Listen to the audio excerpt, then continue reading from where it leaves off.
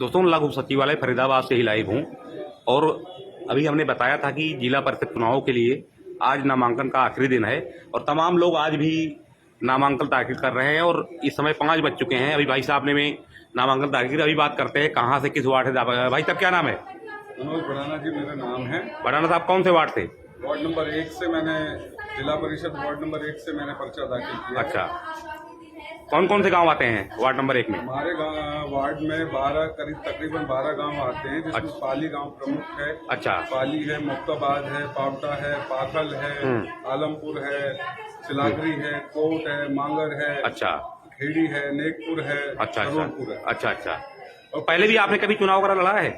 चुनाव मेरे पिताजी स्वर्गीय श्री महेंद्र बड़ाना जी निगम में पार्षद। हाँ बिल्कुल, जानता हूँ मैं अच्छी तरह से। 2 बार हाँ, पार्षद बिल्कुल रहे बिल्कुल हैं। बिल्कुल। अच्छा, आप उनके पुत्र मैं हैं? उनका ठीक ठीक ठीक। पुत्र हूँ। काफी अच्छा नेता भी, शायद एक बार विधानसभा चुनाव भी उन्होंने एनआईटी से लड़े थे। हाँ लड़ा था। हाँ हाँ एनआईटी से। हाँ हाँ। और गुर्जर समाज के भी बड़े नेता कहे जाते हैं। अध्यक्ष भी रहे हैं। हाँ, मैं हाँ। भी फिलहाल गुर्जर सभा महासचिव हूँ, हाँ, गुर्जर सभा हरियाणा अच्छा, का। हाँ हाँ।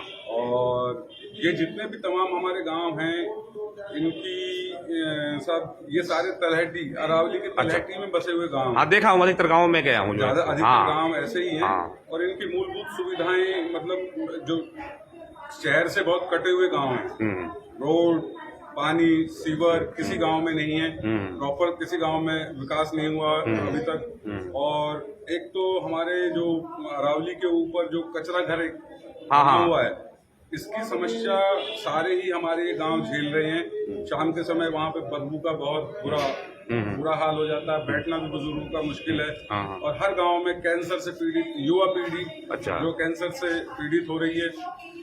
और पीने का पानी दूषित हो गया है। अभी बड़ा साहब रोकूंगा, दिल्ली में भी नगर निगम चुनाव है और आज केजरीवाल ने घोषणा की है कि अगर हमारी पार्टी एमसीडी चुनाव जीतती है तो एक कूड़े के जो दिल्ली में 3-4 पहाड़ हैं हटवा दिए जाएंगे जो है।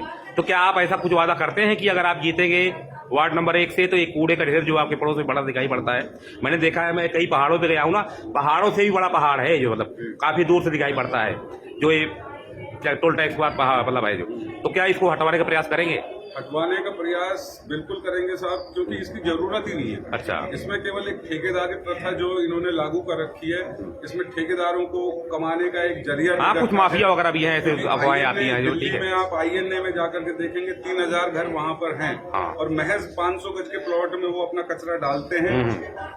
और एक निजी व्यक्ति सबको निःशुल्क कचरा सबके घर से उठाता है और वो वहाँ पे उसमें से छटनी करके और शाम तक उस कचरे को वहीं का वहीं बेच देता है और महीने में 2-2.5 लाख रुपए की कमाई करता है। तो जब वो आईएनए जैसे दिल्ली के पॉश एरिया में ऐसा हो सकता है, तो हमारे यहाँ क्यों नहीं हो सकता? साहब मैंने और देखा है, कुछ मुझे कोट गांव वगैरह से बार बार फोन आता रहता है, अवैध खनन वगैरह जब भी शुरू है, इस टाइम भी शुरू है, कहीं मिट्टी कहीं पत्थर कहीं का, तो क्या रुकवाएंगे इसको जो है? नहीं, अवैध खनन हमारे यहाँ पे साहब नहीं है। अरावली में मेरे पास वीडियो वगैरह है कि कुछ मिट्टी वगैरह जो है, ठीक है, मतलब खोदी जा रही थी, बीच में बंद हो गई। कोई व्यक्तिगत एक आध अगर कोई किसी का कोई इशू आया होगा तो मैं नहीं कह सकता। बाकी अवैध खनन हमारे यहाँ नहीं है। अच्छा। हमारे यहाँ बड़े ही शांति। चलो, अगर कहीं कुछ हुआ तो सारा बंद करवाएंगे ना, क्योंकि आप जहाँ से हैं आपको अरावली बचाना है बार बार, क्योंकि अरावली फरीदाबाद की सब कुछ है जो है, मतलब कुछ साहब। पहली बात तो अरावली सब कुछ नहीं है। अरावली हमारे जो दिल है, हमारे जो ग्रामीण है, उनकी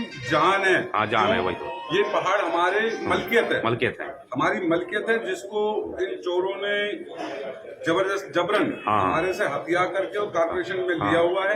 पहली लड़ाई तो हमें उन्हीं की लड़नी है कि हमारे पहाड़ हमारे गांव वासियों को वापस दिए जाएं।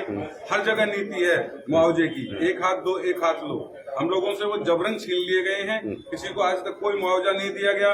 और आप अचरज मानेंगे कि 92 में जब ऑक्शन करी थी पहाड़ में दुकानों की, तो 40,000 रुपए गज का रेट निकला था। उस समय कनॉट प्लेस का रेट भी नहीं था। अच्छा। तो 40,000 रुपए गज से वहाँ अलॉटमेंट हुई और हम लोगों को आज तक एक सिंगल पाई किसी मुआवजे के नाम पर नहीं दी गई। जबरन हमसे ये पहाड़ छीन लिया गया।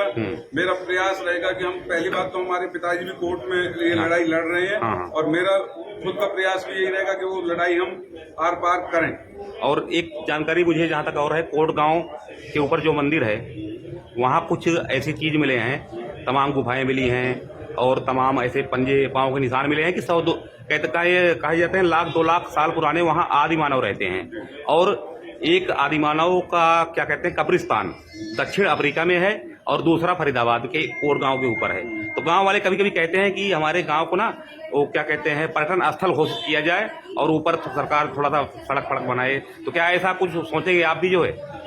साहब, जितने भी तमाम हमारे तलहटी के गांव हैं ये सौंदर्य एवं पवित्रता के प्रतीक हैं। हाँ, आप किसी भी गांव में जाकर के देख लो। बिल्कुल, मैंने देखा है कि झरना मंदिर, शिमला जैसे नजारा दिखता है इधर। पाली में आप चले जाइए, वहाँ भी एक झरना मंदिर है। हाँ। प्राचीन गुफा है, बाबा जी वहाँ पे समाधि वहाँ पे बाबा जी ने ली हुई थी। वहीं फिर आप हमारे ममताबाद में चले जाइए, झरना मंदिर है और गुफा के अंदर हवा में ही बिना किसी सपोर्ट के हवा में ही शिला आज भी वहाँ लटकी हुई है। लटकी मैं देखा हूँ, अंदर चमत्कारिक वहाँ पर दृश्य है, आप करके देखेंगे। और अभी मैंने जो सुनने में आ रहा है कि सरकार अभी हमारे ममताबाद के ऊपर 200 एकड़ में एक कचरा घर और बनाने जा रही है, जिसको कि 200 एकड़ में उनकी प्लानिंग चल रही है कि हम ये करें। आपको मैं आपके माध्यम से मैं ये कहना चाहता हूँ कि जो हमारे ममताबाद, पाली और ये झरने हैं, आधी से ज्यादा जनसंख्या गांवों की इन झरनों से पानी पीती है, क्योंकि हर जगह मीठा पानी उपलब्ध नहीं है। झरनों में मीठा पानी है। अगर ये कूड़ा यहाँ और डल गया, बंधवाड़ी तक का भी अभी तक हमारे यहाँ निसाब आने लगा है, और अगर हमारे सिर के ऊपर यहाँ कूड़ा डल गया तो मुझे लगता है ये एक सामूहिक हत्या का प्रयास होगा प्रशासन का।